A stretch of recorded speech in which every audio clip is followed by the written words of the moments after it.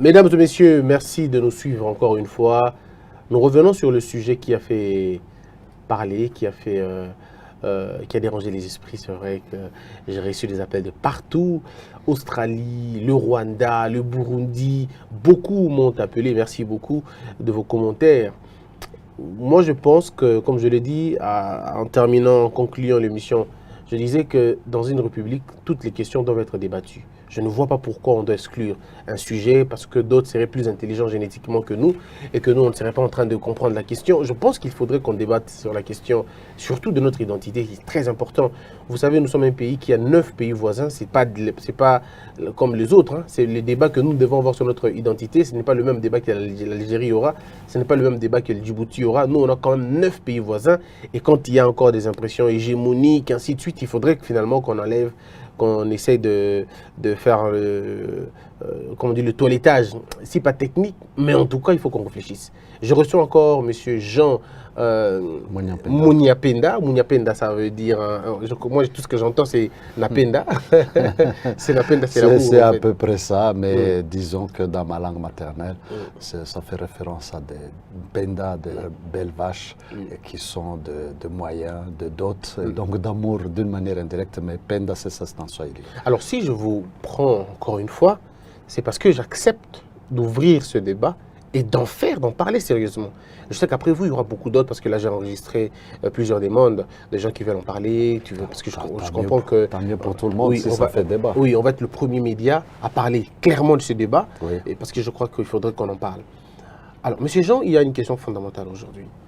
Lorsque je suis allé lire, moi, les tribus du Congo, je suis allé lire les ethnies du Congo, sincèrement, je n'ai pas trouvé les Tutsis congolais, je n'ai pas non plus trouvé les Nyamulenge. Alors, je me pose la question. Qui de nous a tort? Ceux qui ont écrit et répertorié les tribus, l'ont-ils fait volontairement en excluant d'autres? Ou alors, c'est que c'est normal que vous n'êtes pas de Congolais et vous êtes certainement venus d'ailleurs? De façon claire. D'abord, hier, je vous ai dit, je ne suis pas un esprit. Je suis de chair et d'os et de chair. Je suis là. Et donc, ça, c'est une première chose. Donc, on est là, n'est-ce pas? Une deuxième chose, cela, puisque vous êtes venu d'ailleurs, n'est-ce pas? Il y a un élément important. Avant la colonisation, on était là, n'est-ce pas?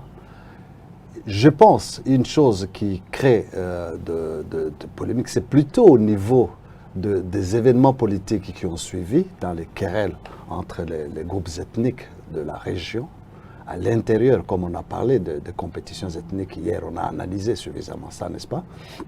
Donc ça, c'est une première chose. Une deuxième chose, nous avons affaire à des individus, c'est-à-dire les colonialistes, hein, qui, à Berlin, s'assoient le 26 février 1985, mais qui vont occuper l'espace qui se sont arrogés petit à petit, l'occupation, comme ils l'appelaient dans le temps, l'occupation du Congo, pour la mise en valeur du Congo pour exploiter ses ressources, ils ont dû intégrer petit à petit, et je vous avais donné déjà l'exemple, n'est-ce pas? Quand ils ont atteint en 1890, certaines régions les ont atteintes plus tard. Nous sommes d'accord. Donc, c'est par adjection de territoire. Adjection de territoire, c'est dans leur logique d'occupation, mais pour les entités précoloniales, c'est des véritables mises en commun ou des annexions des royaumes ou bien de séparation, des divisions de royaumes pour constituer l'État indépendant. C'est là où tout bloque en tout cas. Pardon? C'est là où tout bloque parce que dans votre thèse d'hier, vous disiez que Rutshuru était un territoire rwandais qu'on aurait absolument. Le contraire, c'est que on dit plutôt que c'est le Rwanda qui était un territoire congolais qu'on aurait après 1985 coupé et laissé ça au Rwanda, mais que Rutshuru n'a jamais été un territoire rwandais. Alors, cela relève de la manipulation de votre part ou de la mauvaise foi de la part de ceux qui prétendent le contraire? Non. L'histoire, on reviendra. D'abord, je tiens à revenir sur ce que vous venez de dire, n'est-ce pas? Et quand vous regardez dans les cartes hein, les anciennes cartes de la colonisation, il y a bel et bien des Banyarwanda, c'est écrit, qui font partie à Rutshuru ou à Masisi, qui existent. Et parfois, entre parenthèses, Watutsi, je vous l'ai dit, les Wahutu, parfois on écrit Bahutu, ça dépend de la façon dont les gens... C'est des gens qui venaient de l'extérieur, pas des gens qui... pas des autochtones. Non, le problème est à ce niveau. Non. Le Congo a été calqué sur un espace qui contenait beaucoup de tribus. Je ne vois pas pourquoi. C'est d'autres raisons ultérieures qui veulent qu'on les délocalise, mais ils étaient là. Ça, c'est une première chose. Quand les Moulengue étaient là, le Massissi était là, le Rutshuru était là. Les langues qu'on parle dans ces régions, c'est des langues, de quelle langue? Mais on ne parle pas Nyarwanda là-bas, on parle Swahili, on parle... Non, je suis désolé, à Rutshuru on parle Kinyarwanda, à Massissi on parle Kinyarwanda. Qui parle Kinyarwanda? C'est des peuples qui sont venus du Rwanda. Non. Et le peuple, comment tu vas dire le peuple quand il représente à peu près pour certaines contrées, il représente 100% pour certaines contrées, parfois mais justement, il y a des thèses qui ont dit qu'il y a eu des peuplements. Ces thèses-là répondent justement à la manipulation, ce que je suis en train de vous dire. Alors, et aujourd'hui, ce n'est pas parce que je vous dis la vérité après de longues périodes de manipulation, n'est-ce pas, qu'on vérifie au musée du Téréven, qui ont stocké dans les archives coloniales, on le trouvera. On peut prendre ce qu'on veut. Je vous ai dit hier, je vous ai dit encore une fois hier, les Occidentaux, quand ils analysent, n'est-ce pas, ils n'ont pas suffisamment de culture scientifique pour analyser l'anthropologie africaine, nous sommes d'accord? Et je vous ai dit hier que les Nilotiques, c'est les riverains du Nil, ils peuvent être aussi bantous, je vous l'ai dit hier. Et donc il faut aujourd'hui rétablir un certain nombre de vérités. Oui, la vérité, mais par contre, oui, vous pouvez me nier cette vérité, je peux le nier. Non, moi je vous parle plutôt... Alors, si vous étiez réellement... Parce que si je dis vous, comprenez, si vous êtes... Je comprends quoi? Oui, vous comprenez que c'est comme ça qu'on doit dire les choses. Non. Oui, attendez 2 secondes. Vous dites que vous êtes Tutsi congolais, n'est-ce pas? Absolument. Alors, je dis bien, mais alors...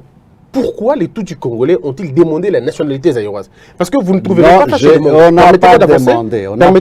Permettez-moi d'avancer.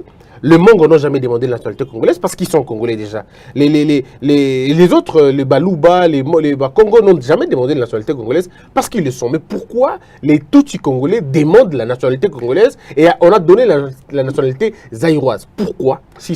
Écoutez, ce débat-là, Ngoyandila et les autres en ont parlé, n'est-ce pas? Et d'autres en ont parlé, vous n'avez qu'à lire leurs ouvrages, n'est-ce pas? Cette histoire-là, je voudrais d'abord revenir, mais parce que j'avais une autre approche pour discuter tout à l'heure, mais je reviens d'abord là. Que les Hutus et les Tutsis congolais, parlant Kinyarwanda, donc rwandophone, comme on parle de russophone en Ukraine, n'est-ce pas, qui sont des Ukrainiens, nous sommes d'accord, mais bien qu'étant russophones, qu'on soit de rwandophone, Hutu, Tutsi, et toi d'ailleurs qu'on a tendance à oublier, n'est-ce pas, qui était là, ça c'est une évidence historique. Maintenant, regardez ce qui va se passer à un certain nombre de déséquilibres démographiques qui vont intervenir. Et je voudrais vous donner des éléments après les mandats accordés par les puissants signataires de Saint-Germain-la-Haye, n'est-ce pas, en 1919, qui donne mandat à la Belgique d'administrer une partie de l'ancienne Afrique orientale allemande, dont le Rwanda actuel et le Burundi actuel. Nous sommes d'accord? La Tanzanie étant, le Tanganyika étant administré par les Anglais et qui va fusionner avec Zanzibar pour former la Tanzanie actuelle. Nous sommes d'accord? Et ce qui est important de savoir ici, c'est qu'en plus de Tutsis et de Hutus congolais, n'est-ce pas, qui étaient sur le territoire congolais avant la création du Congo, de l'État indépendant du Congo belge. Le Congo belge, quand il va reprendre l'État indépendant du Congo, n'est-ce pas, à Léopold II, en 1908 plus précisément, je crois que c'est en août, il y a tout un processus législatif qui a permis à la Belgique de le reprendre, nous sommes d'accord? En ce moment-là, la Belgique ayant non seulement l'administration du Congo belge, ayant l'administration du Rwanda-Urundi, l'une des choses qu'ils vont d'abord faire en termes d'argent, ils vont créer la Banque centrale du Congo Rwanda-Urundi. Donc, il y a des institutions qu'ils mettent ensemble, n'est-ce pas? le Rwanda n'a pas d'armée, et le Rwanda, le Burundi, à l'époque, le Rwanda-Burundi n'a pas d'armée, elle a été défaite. Oh, je vous ai dit, les 15 000 soldats qui ont attaqué vont occuper le Rwanda jusqu'en 1962, à l'indépendance. 15 000 hommes. Ok, ça c'est des indices que je suis en train de vous donner. Mais il y a un élément important, c'est le développement, l'exploitation de ressources au Congo, qui va prendre de l'ampleur. La première chose, c'est que quelques instants après, donc nous sommes en 1918, après la Première Guerre mondiale, en 1919, il y a l'accord de Saint-Germain-la-Haye, dont on a parlé hier. Il y a un phénomène qui va se passer en 1920, un an plus tard. Les Belges vont prendre beaucoup de populations du Rwanda-Burundi, ils vont les envoyer au Katanga, dans les mines, en même temps que les Kassaïens qu'on prend dans les Kasaï. Ces gens-là ne sont jamais rentrés. En tout cas, pas massivement. Ils sont katangais là-bas. Demain, je ne sais pas en vertu de quoi. Ils sont katangais d'origine rwandaise. Absolument. C'est clair. Ok, oui. Absolument. Vous avez également des gens qui ont été envoyés au Maniema, n'est-ce pas? Qui se sont mariés, qui sont fusionnés. Ok? Ça, c'est un phénomène. Il y a également des populations rwandaises qui vont être transplantées dans le Kivu. N'est-ce pas? Pour quelle raison? L'exploitation de ressources. L'exploitation de ressources, parce que ce sont des auxiliaires, des gens qui prennent des fermes, etc., qui vont introduire des équilibres dans le cadre de le Comité national du Kivu. Mais on pourra en revenir là-dessus. Laisse-moi d'abord terminer sur ça. Il y a d'autres qu'on a amenés au sud Kivu, n'est-ce pas? Mais je ne sais pas si... Mais ça, c'est principalement les gens qui venaient du Burundi et dans la plaine de la Rusizi. Et ça, c'est une chose qui va se passer. Mais en même temps que cette population se fusionne, plus ce qui était congolais par l'effet même de la naissance du Congo en 1885, nous sommes d'accord, ils vont se mélanger.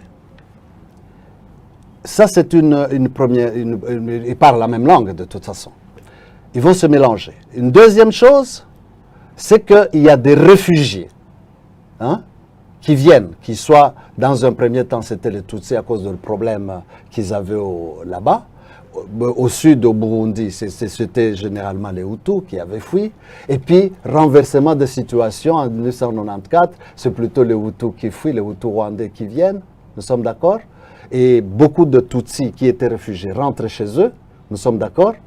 Et l'inverse se fait vers le Burundi. Beaucoup de Hutus rentrent, c'est peut-être le Tutsi burundais qui fuit dans les pays de la région. Nous sommes d'accord. Il y a un mouvement de population qui s'est fait. Et ce mouvement sont des mouvements historiques vérifiables. Nous sommes d'accord. Et ceux qui étaient... qu'est-ce qui va se passer? On va dire, OK, c'est d'ailleurs la conférence nationale souveraine qui va poser problème. Il dit, et Congolais, celui qui est venu en 1885, celui qui était là en 1985, ou ayant appartenu à une des communautés, à une des communautés. À une des tribus. À une tribu. Oui. À une tribu. Alors, qu'est-ce que cela signifie? Il y en a qui ont dit, bon, alors dans ces conditions, c'est un octroi massif de nationalité. L'autre dit non. On était tous des sujets belges, on se retrouve sur le même terrain. Je parle de ceux qui ont été, qui sont amenés au Katanga, au Maniema, qui ont été implantés ou transplantés, comme on disait les mots, mais indépendamment de Hutus et de Tutsis congolais qui étaient là, notamment dans le Murenge, dans le Massissi. Et pour les cas de Rutshuru, on a parlé d'injonction de territoire, n'est-ce pas, dans la Constitution. Et donc, je dis bien injonction de territoire parce que du point de vue de puissance colonialiste, depuis le droit de plus fort, c'est une adjection de territoire. Mais si vous considérez, par exemple, si vous considérez, par exemple, que le royaume de Bundu dia Congo, n'est-ce pas, a été une partie adjointe au Congo, pour celui qui était dans la capitale du Bundu dia Congo, lui, c'est une annexion. Donc c'est un mot juridique, je ne vais pas entrer dans les juridismes. Mais c'est la thèse finalement qui pose un problème. Voici ce que le professeur Ndaïouel et bien d'autres disent. Est-ce que je peux terminer, s'il vous plaît? Allez-y. Je termine. Donc, il y a un micmac qui se crée, n'est-ce pas? Et certains disent, au côté, ça c'est un octroi de nationalité à l'échelle collective. Les autres disent non. Hein? C'est le fait historique qui fait que, valable pour tout le monde d'ailleurs, qui fait qu'on est, les Tutsis et les Hutus, les Twa qui parlent Kinyarwanda, sont des Congolais. Maintenant, les uns disent il faut une demande personnelle. Il y a un débat qui s'est déroulé, n'est-ce pas, pendant plusieurs années. Je ne vais pas aller, je ne suis pas juriste, mais il y a eu des époques, n'est-ce pas? Et on en est resté là, on n'a jamais résolu, à part la Constitution qui a réglé finalement définitivement la question en disant que l'injection de territoire, n'est-ce pas, la présence avant 1960, hein, qui a réglé l'affaire. Mais maintenant, s'il en va ainsi juridiquement, il n'en va pas nécessairement dans le mental et dans les manipulations de l'histoire. Je peux maintenant vous poser la question. Absolument. Voilà. Là, vous avez expliqué les cas de 2 tribus, ou de 3 tribus, ou de 4 tribus, on va dire.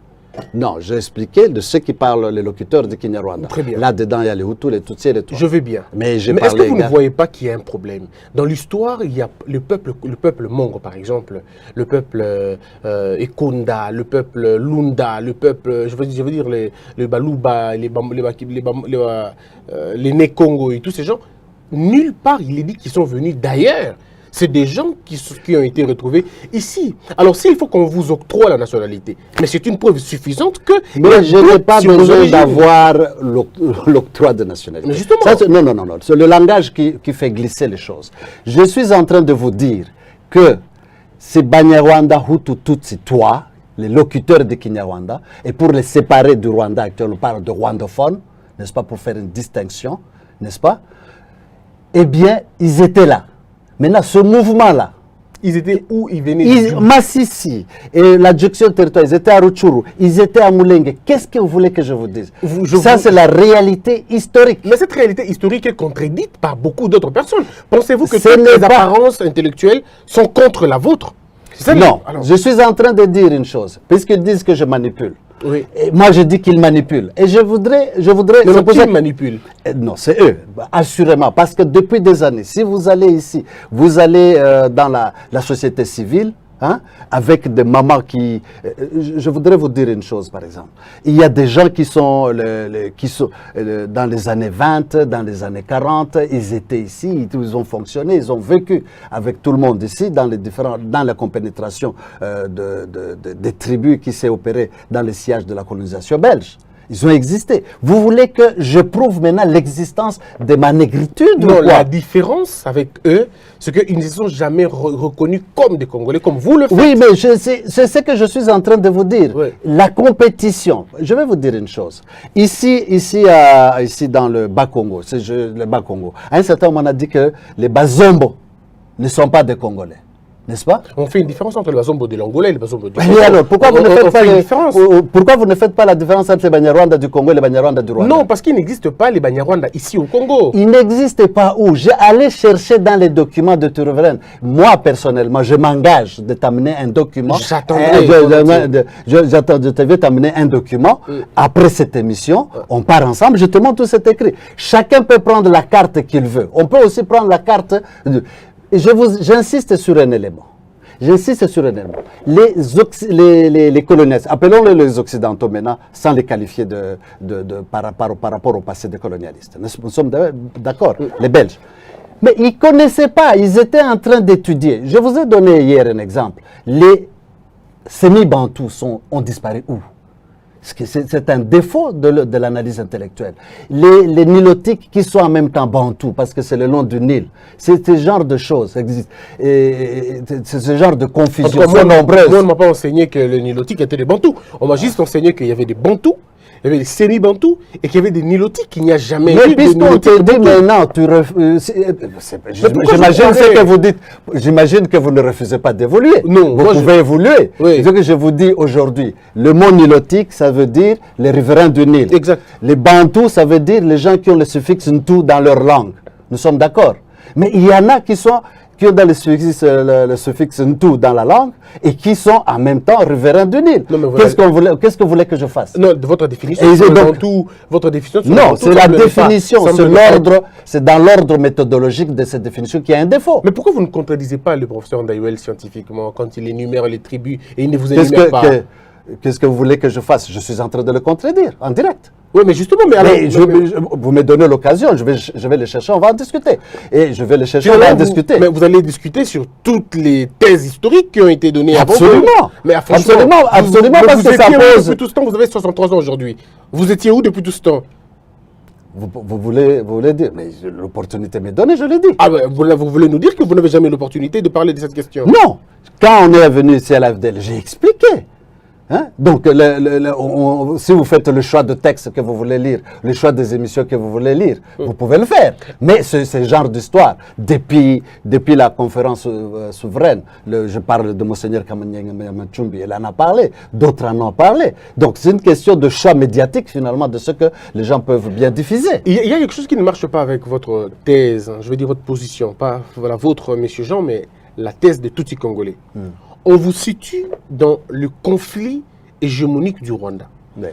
Les gens pensent que à chaque fois que vous voulez parler, vous ne parlez que de votre cause. Vous ne parlez pas du cause du Congo. Lorsque les Enyélés sont tués, vous n'en parlez pas. Lorsque les Kameno-Sampou, moi j'étais surpris d'apprendre hier que vous étiez en train de parler des Kameno-Sampou, mais j'ai entendu des gens ne pas parler des Kameno-Sampou. Mais quand on tue des gens au niveau de Nyamulenge, ou qu'on tue quelques personnes qui vivent à Rutshuru, qui appartiendraient aux Tutsi congolais, c'est tout de suite les Tutsi Power qui sont finalement en parler. Alors, permettez-moi de finir.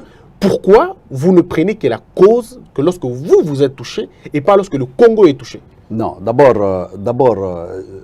au niveau personnel, hein, au niveau personnel, c'est faux. J'ai fait référence à mes tweets. Hein, c'est des choses que j'ai parlé. Ça, c'est une première chose. Une deuxième chose, tout ce qui est triste, n'est-ce pas, que ce soit les cas des Enyélés, que c'est ce qui se passe à Béni, c'est ce qui passe dans le Maïdombe, ce qui s'est passé avec les Kasaïons au Katanga, ce qui se passe entre les Bantous et les Pygmées, ce qui se passe entre les Emma et les Lendou qu'on instrumentalise, qu'on télescope, n'est-ce pas? Ça, c'est des choses que j'ai à discuter. Donc, il faut voir... Vous, peut-être individuellement, mais pas la communauté. Attends. Oui. Ça serait peut-être une lacune de ce point de vue-là, mais je crois que des communautés sont représentées par des individus qui en parlent. Il ne faut pas aller maintenant, parce que vous venez d'utiliser le mot Hutu, le Tutsi Power, comme si on était une unité homogène pour faire... Mais on en parlera. Mais justement, on va en parler. Oui. Donc, il y a des individualités qui s'expriment. Ça, au moins... Je peux le confirmer. Bon, maintenant, pour que je ne perde pas le fil de conducteur avec vos questions, c'est que je voudrais revenir sur nous-mêmes, si je vais m'exprimer. Si vous m'invitez, d'ailleurs, je vais en profiter aussi pour parler des autres, n'est-ce pas, de tous ces conflits qui font distraction, n'est-ce pas, à la communauté nationale, pour rien. Alors je vous relance pour la question. Pourquoi on associe les Tutsi Power à des guerres, à des tueries, à des groupes de rebelles? Pourquoi ça ne commence que par là, par là où vous êtes? Je recommence avec l'AFDEL, c'est toujours vous. Je prends CNDP, c'est encore vous. M23, c'est encore vous. Vous avez les ADF, c'est encore vous. Alors, mais les ADF aussi? Bien sûr. On vous met dans tout ce sac. Et puis les gens disent à la fin que les Tutsis qui sont au Congo veulent récupérer les territoires. Dans votre analyse, quand vous dites que... la balkanisation aussi, oui, l'adjection de territoires... On dit aussi, on profite de n'importe quoi. Je vais terminer par là, on dit que vous avez du mal à vous intégrer. Vous ne voulez pas vous intégrer. C'est ça le grand problème. Non, on va en discuter. Je vais prendre un des cas, parmi tant d'autres, n'est-ce pas? Ce qui s'est passé. Je prends le cas de CNDP. N'est-ce pas? Vous avez été... Non, je le prends. Okay. Il n'y a pas de tabou. Vous avez dit qu'il y a des sujets de tabou. Quand Nkunda crée le CNDP, il est créé dans des circonstances en disant qu'il y a exclusion. Hein? Il l'est fait. Et je constate une chose de proche en proche, n'est-ce pas? Parce que je n'ai pas fait partie, je suis entré une fois quand il est parti, hein, et c'était pour signer les accords avec le gouvernement. Je suis entré juste carrément pour signer les accords et je l'ai signé avec Raymond Tshibanda. Vous pouvez lui demander et poser la question, vous avez des archives. Et donc, il était le principal négociateur, je suis entré pour devenir le principal négociateur, mais pour la paix. Donc, ça c'est une première chose. Alors, de proche, pourquoi je suis entré en 2009 plutôt qu'avant? C'est tout simplement parce que, primo, cette guerre-là n'avait pas de sens. Je vous explique pourquoi. Il était même très dangereux. Pourquoi? Parce que,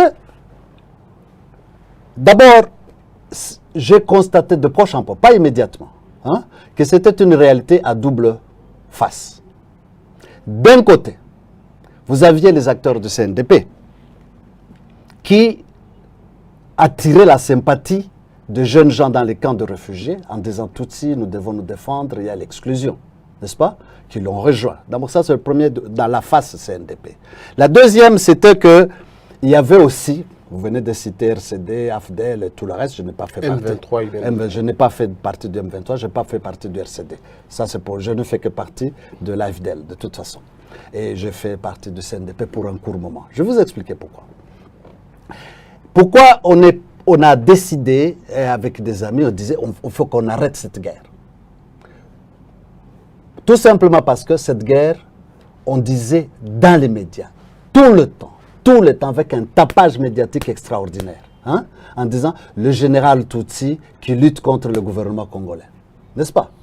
Tapage médiatique, RFI, BBC. J'ai dit mais non. Ça risque d'être une entité où on dit Tutsi d'un côté et Congo de l'autre côté. Alors qu'eux, ils parlent d'exclusion politique, locale ou nationale, et tracasserie, xénophobie, à l'échelle du pays et certaines stigmatisations. Je dis non, il faut arrêter parce que dans l'imaginaire des gens, ils vont croire que le Tutsi est en lutte contre le Congo. Parce qu'on parlait, et ça a été magnifiquement fait sur le plan médiatique. Et ça, c'est une première chose. Et d'autres qui croient que chaque fois que le Tutsi fait la guerre, ils viennent avec eux des aspirants au pouvoir, qui sont venus dans l'AFDEL, des aspirants au RCD, des aspirants au CNDP. Ce qui n'est pas faux. Oui, je n'ai pas à les nier historiquement. Ils sont venus, je dis non, mais c'est pas possible.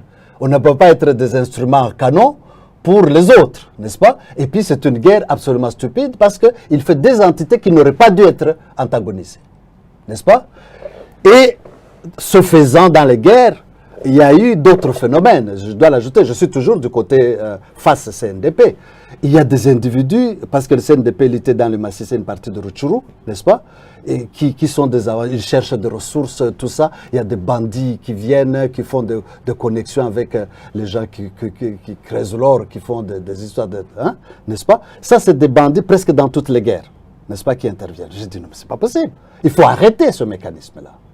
Et je crois que je suis entré au CNDP le 3, les 4 déjà, il y avait des négociations. Malheureusement, tout le monde n'était pas sain là-dedans. Il y avait qui avait des mandats d'arrêt de ce pays. Il a failli attendre qu'ils partent. On n'a jamais été de copains de ce point de vue-là, n'est-ce pas? Toujours est-il qu'on a signé les accords très rapidement et la guerre s'est terminée. Bien. Qu'elle soit revenue, ça, je n'étais pas là. Je ne sais pas pourquoi elle est revenue sous forme du M23. De toute façon, les accords avaient été signés le 23 mars. Ils réclamaient l'application ils se sont appelés M23 à cause de ces accords, mais c'était des accords de paix. Ça, c'est un. Deuxièmement, du côté du gouvernement, et c'est là où je voudrais insister. Pendant 18 ans, on a pendant des années, peut-être pas 18 ans, moins quelques années, on dit Tutsi contre gouvernement contre Tutsi. Et ça créait un élément de malaise. En tout cas, à moi, en tant qu'intellectuel. Ça n'a pas 18 ans, c'est plus de 20 ans. Plus de 20 ans après 20 ans, exact. Exact. Il y avait ce phénomène-là. Les Hutus rwandais qui avaient massacré leurs frères au Rwanda, qui étaient au Congo, en ont profité pour faire une propagande, cette fois-là, à leur faveur. n'est-ce pas? Oui, parce que les Tutsis voulaient les massacrer et ils l'ont Non, fait. c'est l'inverse. C'est eux qui nous massacraient sur le terrain. Vous n'allez pas changer l'histoire, monsieur. Non, c'est vous qui l'avez changé. Non, et je contre. vous dis, lisez l'histoire, vous allez savoir que Mais quand ils ont fui, le gouvernement rwandais de Tutsis de massacrer les Hutus sur le sol congolais. Non, attends, ça c'est... On va y arriver. Vous avez bien la civilisation, les Tutsis, apparemment. On va revenir sur cette thèse qui a été développée par M. Garreton après. Je vais en parler tout de suite. Et la chose... c'est que les Hutus rwandais qui traversent avec l'appui du gouvernement, notre propre gouvernement, traversent avec les armes, avec une masse de gens, n'est-ce pas, qui rencontrent des Tutsis congolais sur le terrain, n'est-ce pas, ils commencent à les massacrer. Et les gens ont dû prendre les armes pour se protéger. Quel est notre gouvernement? Le gouvernement Kengo, non? Avec Ngwanda. C'est eux qui ont autorisé l'entrée de ces troupes avec l'appui de la France. Non, pour cette fois-là, ce n'est pas Ngwanda et Kengo Ado, ce n'est pas leur gouvernement, c'est les Occidentaux qui ont obligé au gouvernement zaïrois d'ouvrir les frontières, d'ouvrir nous disons la même chose. Nous disons la même chose. Mais là, vous responsabilisez non, vous dites la même chose. Si les Occidentaux ont fait pression sur le gouvernement et que le gouvernement a accepté, nous ne disons pas la même chose. Si, mais alors là, vous avez cité le nom des deux, vous les avez épinglés. Mais c'est le nom qui... Ouais. Mais je les ai épinglés parce que dans cet élément-là, dans cette défense, qui a continué avec Ngwanda, n'est-ce pas? Même si Kengo n'a pas continué sur ça. Mais Kengo a laissé... non seulement laissé, mais Kengo a montré à la face du monde que les Tutsis massacraient le Hutu. Mais pourquoi vous voulez que ça soit... Pourquoi tu veux que cette lecture soit la lecture historique de la réalité? Je vous dis... Parce que vous la contredisez sans soubassement. Comment je la contredis sans soubassement alors qu'il y a des documents? Vous n'avez jamais vu ces gens débarquer à Goma, à Mugunga? Vous n'avez jamais vu débarquer? Vous n'êtes pas au courant qu'ils occupent des pans entiers dans le Massissi? Moi, j'étais jeune, mais j'étais à Goma. Non, mais tu peux lire l'histoire. La jeunesse n'explique pas l'ignorance. Si, je ne suis pas ignorant du tout. J'ai dit que j'étais jeune, j'étais témoin de la question. Non, je voulais dire, n'explique pas, ne justifie pas une quelconque ignorance. Vous êtes journaliste, peut-être vous me le posez à dessein, tout en le sachant. Je ne sais pas. Mais en tout cas, telle est l'histoire. Toujours est-il que les gens ont fui à leur arrivée. Certains sont encore dans les camps de réfugiés, aussi bien au Rwanda, aussi bien qu'en Ouganda. Ça, c'est la réalité. Les gens les ont visités. Les membres du gouvernement successif les ont visités. Donc, ça, c'est une réalité qui est là. Et la guerre qui vient, les FARDC qui viennent de battre, n'est-ce pas, les différentes fractions du FDLR, ils sont en train de rentrer au Rwanda avec femmes et enfants, alors qu'ils étaient en train de travailler, d'occuper des territoires nationaux. Ça, c'est la réalité. Vous n'avez qu'à lire la même raison à l'envers. Si vous dites qu'aujourd'hui ils rentrent, c'est qu'ils étaient quelque part. Donc, ça c'est un. Attends, je ne vais pas perdre le fait. Poursuivez. Alors, ça c'est un. Ils font de l'antitoutisme actif, en termes de massacre, mais leurs intellectuels reprennent la thèse de Garreton, celui de massacre de Hutu, n'est-ce pas? Je vous ai dit hier qu'ils ont fui à peu près à 2 millions. Là-dedans, il y avait des criminels, il y avait des femmes et des enfants, il y avait des hommes des ex-forces armées rwandaises qui étaient dans nos territoires. On a même parlé à un certain moment de Hutuland. Hein, vous lisez l'histoire. Et quand Garreton écrit qu'on a massacré des Hutus, n'est-ce pas? C'était pour faire pression sur le gouvernement de l'AFDL, de M. Kabila, qui était soutenu par les Rwandais, n'est-ce pas? Par les Tutsis rwandais. Non, il n'y avait pas que les Tutsis rwandais, il y avait des Congolais. Est-ce que Bapanga était rwandais? Mais il n'y avait pas de Hutus, une majorité de Hutus. Mais ils étaient là, les Hutus congolais. Bien évidemment. Mais ça, c'est des Rwandais. Oui. Je parle de nos frères du Kivu. Je parle de nos frères de Tutsis du Kivu, de Tutsis congolais, de Tutsis, même si c'est une parenthèse qui n'existe pas. Non, il ne faut pas dire ça. Oui, il ne faut pas dire ça. Poursuivez. Il ne faut pas dire ça, il ne faut pas faire la contre-vérité historique. Et je vais vous dire maintenant, quand ils voulaient faire, c'est pour qu'ils lâchent prise, parce qu'il faut dire que le gouvernement de M. Kabila était un gouvernement qui affichait une attitude de gauche, n'est-ce pas? Et comme on utilise souvent les Nations Unies ou des experts pour faire pression sur le gouvernement, on a fait pression sur là, ils ont créé cette histoire de 2 millions. Mais la thèse ne tient pas la route. Parce que quand les gens de l'AFDL dégagent les camps de réfugiés, nous sommes d'accord. C'est à ce moment-là que les Nations Unies cherchent à déployer des troupes là-bas. Malheureusement, l'AFDL les dégage. S'ils étaient 2 millions, il y a au moins 1 million qui est rentré. Mais comment peut-on tuer 2 millions pour des personnes qui sont 1 million, d'abord en termes de nombre, deuxièmement, quand ils fuient les camps de réfugiés, ceux qui sont restés au Congo, ils traversent la forêt congolaise, ils vont au Congo-Brazzaville, ils vont au Cameroun, ils vont en Angola, ils vont en Zambie, ils arrivent même au Malawi. Et donc, ils sont là. Maintenant, laissez-moi terminer. Oui, parce que moi j'ai des questions fondamentales sur la question. Oui. Allez-y, parce que vous me coupez le fil nous ne sommes que sur le FDLR. Sinon, je vais parler du gouvernement congolais, de la France. Parce que je ne veux pas qu'on s'écarte de notre thème, notre sujet. Non, c'est vous qui les ramenez à des événements émanentiels pour faute de... Non, pas de connaissances historiques. Non. Allez-y. C'est pas faute de connaissances historiques. S'il faut une troisième émission, on en parlera. On en parlera, il n'y a pas de problème. Mais seulement, je dis qu'il faut qu'on évite la prétention de connaître, de maîtriser l'histoire. Vous n'avez pas le monopole de l'histoire. Je n'ai pas le monopole, mais c'est vous qui dites que vous ne connaissiez pas. Si, non, moi, je n'ai pas dit ça. Ah oui. Non, ok, je n'ai jamais dit ça. Par contre, allez-y. j'ai des connaissances qui vous mettent mal à l'aise, j'ai comme l'impression. Non, il n'y a aucune. Tu as dit, il n'y a pas de sujet tabou. Très bien. Et je n'ai pas, mais je mets peut-être un peu de gain, mais je suis vraiment à l'aise. Alors, très bien. Alors, dites-moi, vrai ou faux que les Tutsis ont exporté le conflit rwandais, totalement rwandais, sur le territoire congolais et massacrant ainsi des populations innocentes congolais, décimant des villages. Vrai ou faux? Comment vous pouvez dire une chose dans une même émission, une chose et son contraire? Vous venez de dire que les Occidentaux ont fait pression sur le gouvernement congolais, n'est-ce pas? Et on a amené la masse de ce Hutus rwandais dans lesquels il y avait des criminels, et vous dites que c'est les Tutsis congolais qui les ont importés. Il faut quand même... Non, confusion, monsieur Jean. Non. Je pose ma question, elle est simple. Je reformule ma question. Non. Vrai ou faux que les Tutsis ont exporté un conflit rwandais? Je ne parle pas des Occidentaux. Je parle des conflits totalement rwandais sur le sol congolais, tuant ainsi les populations congolaises et décimant les villages. Non, je ne parle pas des Occidentaux. C'est absolument faux. Alors, parce que le contraire. Non, d'abord, la première, la plus simple, nous venons de le dire, n'est-ce pas? Le gouvernement congolais subit la pression ou accepte de le faire. Pourquoi? Parce que... Pourquoi subit la pression? Écoutez, Mobutu disait qu'Abiyarimana, c'est son jeune frère. N'est-ce pas? Vous avez des archives. Si. Oui, ok. Mobutu a envoyé Mayele et des troupes au Rwanda quand le gouvernement d'Abiyarimana vacillé. Il a accepté ensuite, parce que vous dites que c'est une pression, c'est sous la défaite des hommes d'Abiyarimana qu'il replie sur le Congo. C'est pas qu'ils viennent par gentillesse. Ils arrivent au Congo et ensuite, comme ils étaient à la frontière, les autres le poursuivent. Moi, ma question. Vous faites une sélection. Non. Les gens du FPR le poursuivent sur les frontières pour le dégager. Comme ça. Mais non, le FPR je n'ai pas envie d'entrer. Je ne suis pas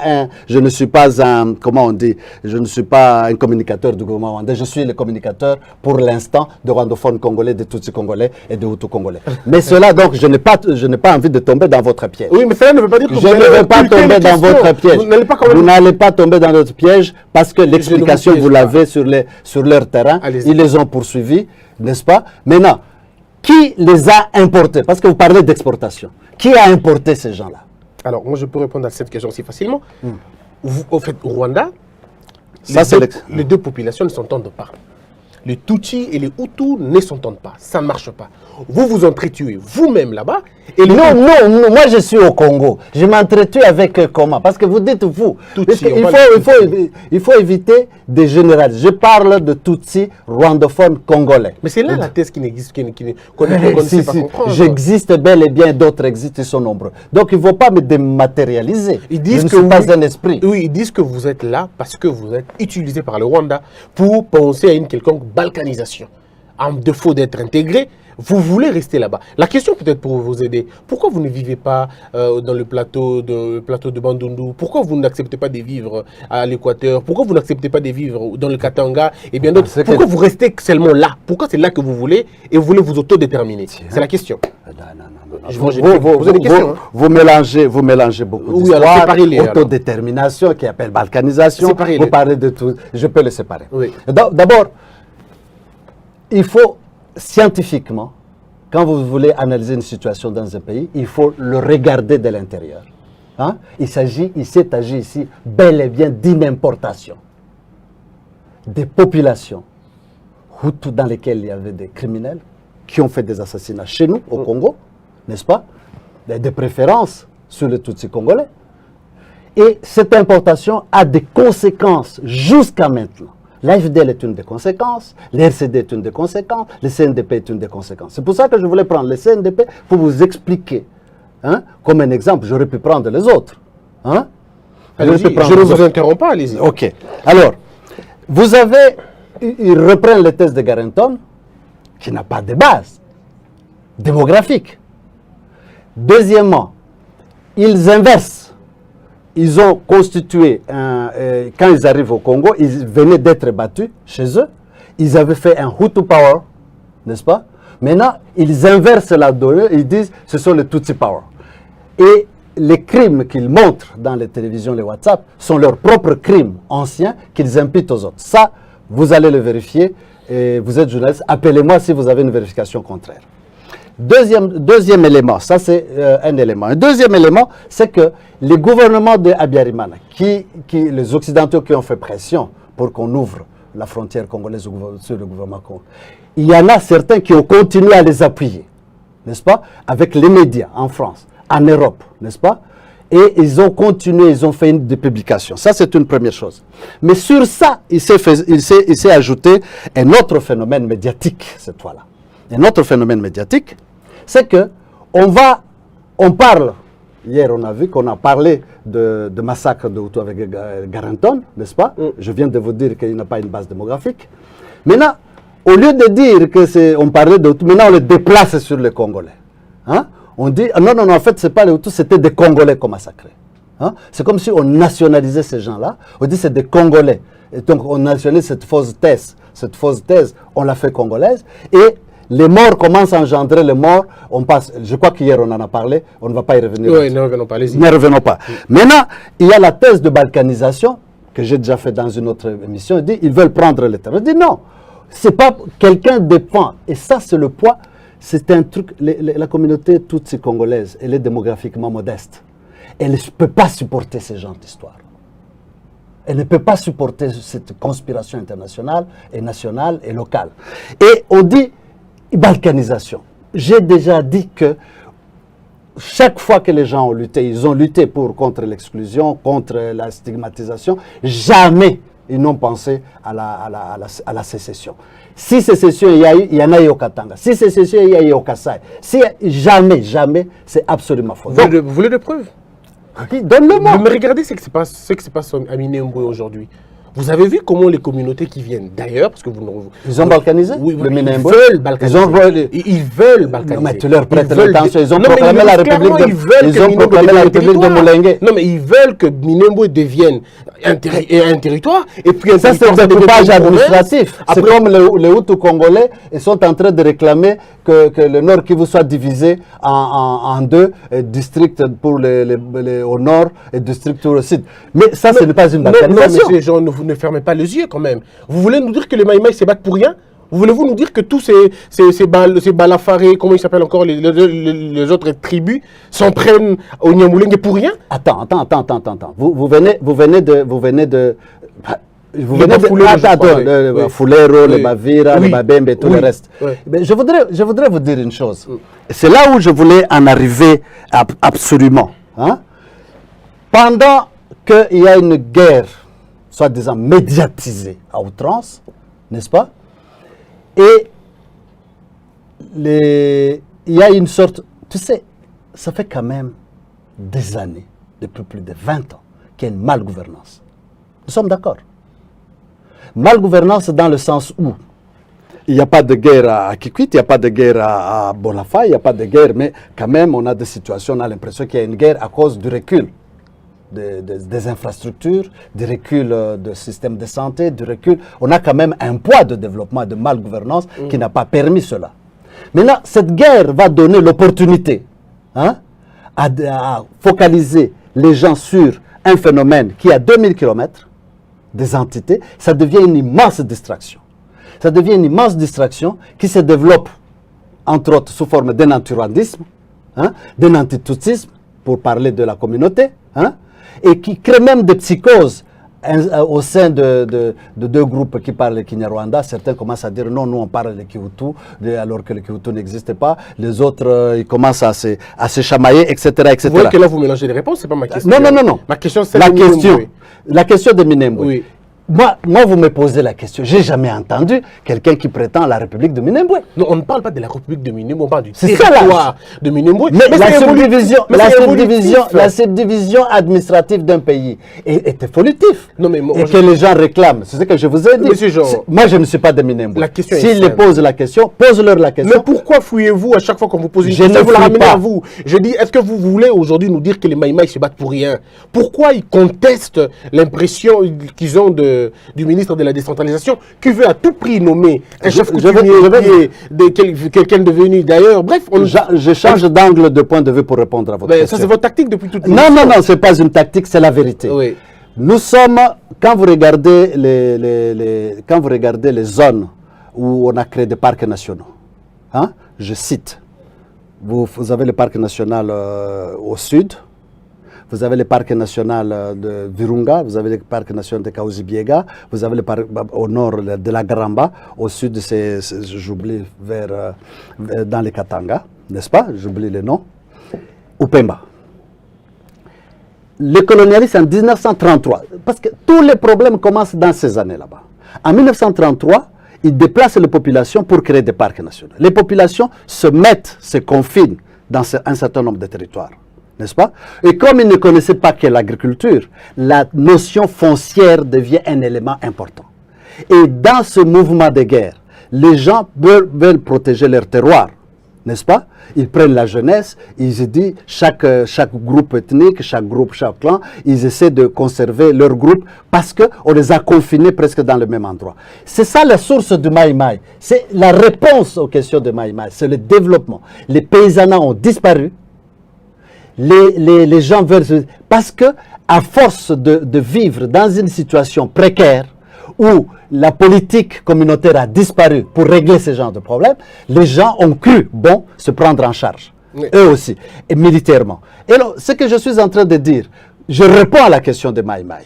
Je réponds à la question de Maïmaï. Et la politique communautaire consisterait non seulement dans son volet d'aider, c'est-à-dire ces gens le reprendre, n'est-ce pas, dans l'armée, ceux qui sont dans l'armée, n'est-ce pas? C'est en train d'être fait.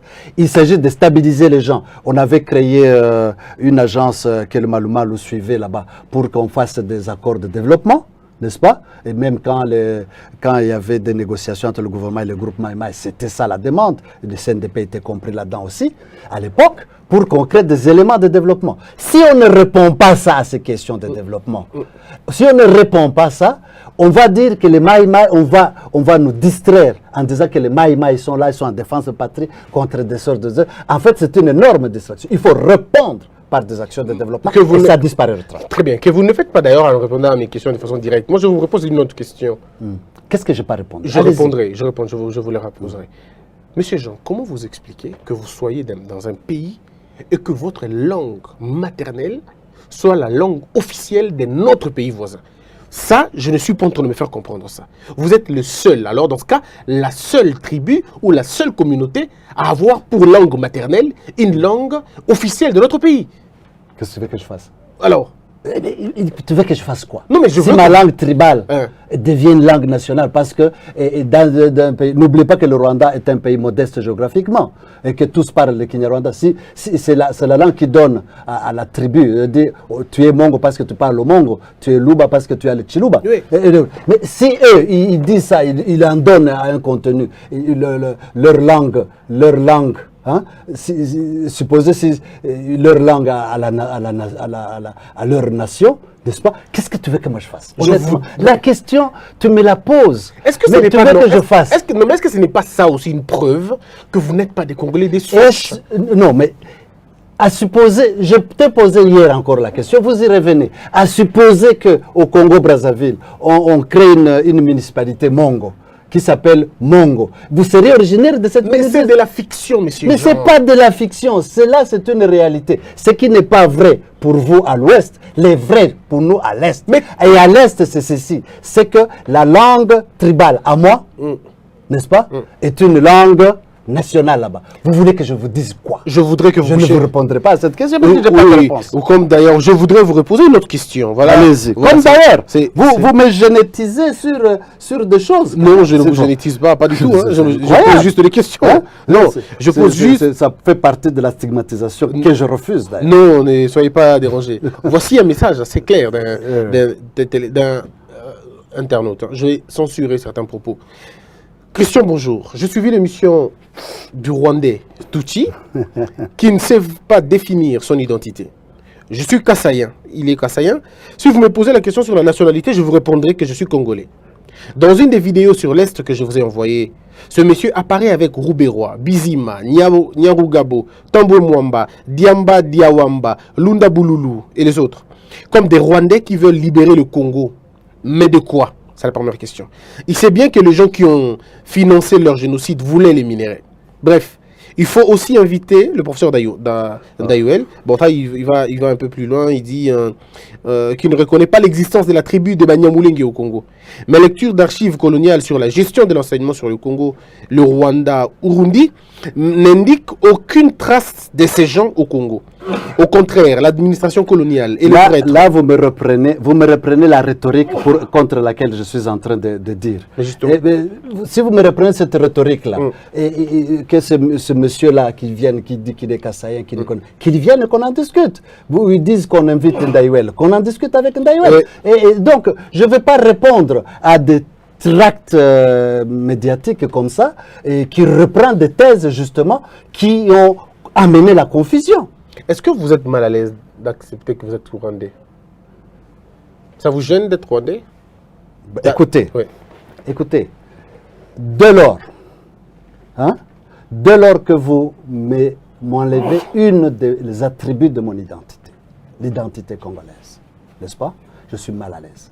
Mais si vous me dites par contre que je suis Tutsi, que je suis rwandophone, qui parle la même langue comme le russophone ukrainien parle le russe, ça fait partie. Je n'ai pas que ça comme une identité. D'abord, en tant qu'intellectuel, je suis de gauche. C'est aussi une identité. Il y a toute une série. Je suis d'Ingiringi. Ça fait partie de mon identité personnelle. Et chacun a son identité personnelle. Vous avez vécu à Ingiringi. Ça ne fait pas partie de votre identité. Non, je ne parle pas de l'identité biologique. Je parle de l'identité culturelle.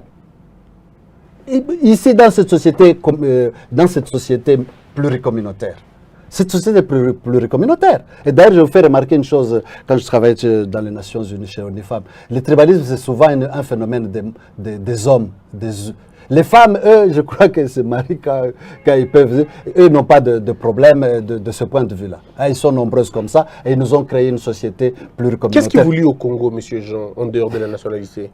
Votre femme est congolaise, vos enfants sont congolais. Mais ce qui me lie à moi, d'abord, c'est le Massissi qui est intégré, fait partie prenante du Congo. Hier, vous m'avez posé la question, je vous ai dit que c'est très beau, n'est-ce pas? Toutes mes amitiés, n'est-ce pas? J'ai des amis, le plus gros de mes amis, ils sont ici, n'est-ce pas? À l'ouest, pas à l'est. Ils sont qui? Congolais ou Tutsi comme vous? Ben non, vous n'allez pas me dire que Ntungila, les Rissassi, les Chiboabwa, tout ça. Mais vous avez quand même accepté d'épouser une femme rwandaise. J'ai épousé une femme Tutsi. Alors, écoutez. Elle est Tutsi selon votre conception, congolaise ou rwandaise? Écoutez, la première fois que je l'ai vue, c'était ici à Kinshasa. Pour l'aimer, je n'ai pas posé la question. Je n'ai pas posé la question, mais ce que je sais, c'est ma femme. Oui, ça on sait tous, mais sa nationalité? Sa nationalité, je ne sais pas exactement, et au sens où, en tant que... Moi, je sais qu'elle est née à Nyamitaba, par exemple, à Massissi. Vous avez du mal même à répondre à des petites questions comme ça? Non, mais je ne réponds pas parce que tu me poses une question d'une intimité personnelle. Non, mais moi, si on me pose la question... Non, mais elle est de Massissi, elle est née à Nyamitaba. Alors, vous voulez que je vous dise quoi? On va passer cette question vous-même mal à l'aise. Allons-y. Non, je refuse. Comment? Je refuse ça. Comment régler ce conflit? Finalement, parce que si on ne règle pas, si on ne fait pas ce qu'on entend, parce qu'on me signale là qu'on a dépassé le temps, il ne nous reste plus que 5 minutes. Monsieur Jean, je voudrais vous poser cette question, et c'est la dernière, sincèrement. Comment on fait pour régler cette question? Est-ce que la question de « ils sont Congolais, ils ne le sont pas, c'est des Tutsis Congolais, c'est des Tutsis Rwandais », est-ce que cette question ne sera pas réglée en se regardant dans les yeux et que chacun assume ses origines? J'anticipe à la question, ce n'est pas à moi de répondre à toute la question, c'est une question d'une telle complexité. Moi, je réponds, personnellement, comme je l'ai déjà fait en disant que le CNDP doit signer des accords de paix avec le gouvernement, n'est-ce pas? Je refuse d'être regardé dans les yeux de quelqu'un qui va en guerre, invente en guerre. J'assume absolument un combat pacifique et démocratique parce que le leadership actuel, n'est-ce pas, a pu ouvrir l'espace de cette question. Donc, c'est la paix, c'est la paix. Ça, c'est la première dimension. Nous sommes d'accord? On est d'accord. La deuxième dimension, n'est-ce pas? Je ne peux pas plus affirmer que cela. Hein? J'affirme le fait d'être congolais, hein? De père en fils. Nous sommes d'accord? De grand-père à père à fils, n'est-ce pas? Je l'affirme. Et je dis que non seulement je vais me battre pour que la notion, les Tutsis ne soit pas vue comme un élément de guerre, mais plutôt un élément de paix. Ça, c'est la première chose, un Tutsi congolais. Deuxièmement, je me bats sur le plan en tant qu'un homme de gauche, n'est-ce pas, que la pauvreté, sur lesquelles il y a beaucoup de distractions. Et je vous fais remarquer que les distractions de guerre, ce n'est pas seulement les Tutsis congolais, mais il y a aussi les histoires de Bantou contre les Pygmées, de Bahema contre les Lendou, n'est-ce pas, qui retardent, le travail intellectuel qui permet aux élites congolaises de pouvoir s'adonner au travail de construction de leur pays, au travail d'unité de leur pays, plutôt que d'être distrait par des discours alimentés, souvent de l'extérieur. Très bien. Votre père est aussi Tutsi? Votre ancêtre aussi Tutsi? Toujours des Rutshuru ou des Massissi? Non, non, des Massissi. Toujours des Massissi. Mon père a déjà eu, puisque vous m'avez posé la question, à débattre ici. Il a étudié ici à l'IPEN. Ici, c'était chez lui quand je fais ça. Toujours de Massissi. Originaire de Massissi. Si je dis que je suis de Massissi, c'est parce que mon père l'est. Et parce que mon grand-père. Et votre mère? Ma mère aussi. De Massissi toujours. Oui, mais elle est demandée au Mwami Bachari. D'accord. Elle est demandée au Mwami Bachari, elle est demandée au Mwami Kalinda, elle est demandée, ils nous connaissent. Mon père est inspecteur. Est-ce que vous êtes prêt à faire un débat contradictoire? Absolument. Très bien. Alors nous allons lancer un appel à tous ceux qui veulent faire un débat contradictoire. Absolument. Avec vous, sur vidéoconférence ou physiquement. Il est temps d'en parler de cette question. Nous allons organiser une grande conférence, peut-être à la fin de l'année, sur l'identité congolaise. Vous serez invités certainement, et nous inviterons d'autres personnes, parce que moi j'estime que le pays n'avancera pas tant qu'on n'aura pas élucidé cette question. Parce que c'est très dangereux. Si on laisse la chose pourrir, eh bien c'est nous qui allons payer le frais demain. Absolument. Je crois que c'est au-delà de cette défense à l'échelle communautaire, à la défense à l'échelle personnelle. Les débats les plus importants, il faut que le Congo change. Il faut qu'il y ait un changement transformationnel. Il y a beaucoup de choses qui disparaîtraient. Il faut qu'on cesse de nous distraire avec les questions tribales qui sont déjà surannées. Merci beaucoup au monsieur Jean Munyapenda. Merci d'avoir répondu à nos questions. Et je crois qu'on va revenir peut-être 2 semaines après ou 3 semaines après. On reviendra. Mais si vous pensez que vous pouvez intervenir en direct avec une vidéoconférence, on est bien d'accord, on a les outils capables de faire cette émission-là. Donc je lance un appel à tout le monde, à tous les écrivains, à tous les autres. Si vous pensez qu'il est temps de clairer la question, la lanterne des gens, ce sont nos origines dont on parle. Il ne faudrait pas qu'on joue avec. Il ne faudrait pas prendre cette question avec les émotions ou parce qu'on n'aime pas la physionomie de quelqu'un ou parce qu'on veut fuir quelque chose. Il faudrait qu'on regarde la chose dans les yeux, droit dans les yeux et répondre directement. C'est comme ça que le peuple courageux font. Sinon, on va rester dans les hypocrisies et ça ne nous avancera pas. Je vous invite à faire ce débat-là. Prenez rendez-vous avec nous, ce sera un grand plaisir. Merci beaucoup, monsieur. Le plaisir était pour moi. Vous m'avez donné l'occasion de débattre d'un sujet qui crée de la psychose. Je vous en donnerai encore davantage d'ailleurs. Merci beaucoup. Que la peur quitte nos esprits et que Dieu bénisse les RDC.